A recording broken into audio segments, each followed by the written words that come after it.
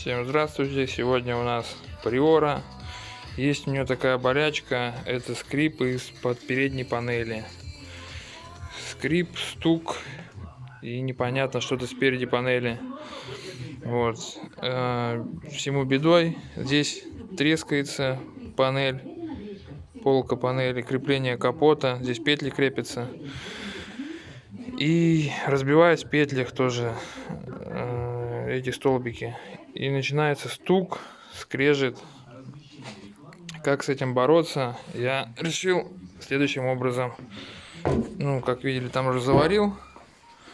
А здесь с петлями просто болт из ГБЦ. Так, это 16-клапанная, по-моему. Болт ГБЦ. Диаметр 10 миллиметров.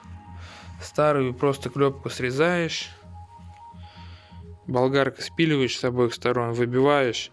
И в какой-то части, по-моему, вот крепление к салону сверлится сверлом на 10. И все, и эта часть болта туда прям забивается.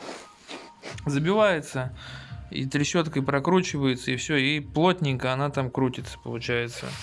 И я решил сделать наоборот. Раньше она крутилась в этой части, а с этой части была жестко как бы зафиксирована. А я сейчас решил делать наоборот. И как бы вот так вот шайбочку туда тоже из-под болта ГБЦ, смазочку. Ну и, по-моему, этот вариант долговечный, болт каленый. Все это будет ходить очень долго, я думаю. Теперь до конца ее ресурса уже хватит таких петель.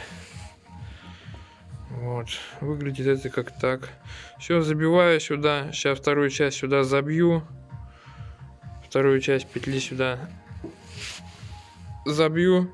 Весь этот бутерброд соберется, я сварочкой прихвачу, а потом все обрезаем с этой, с другой стороны. И все, и вот так вот получается. И смазочка там остается, она смазанная петелька.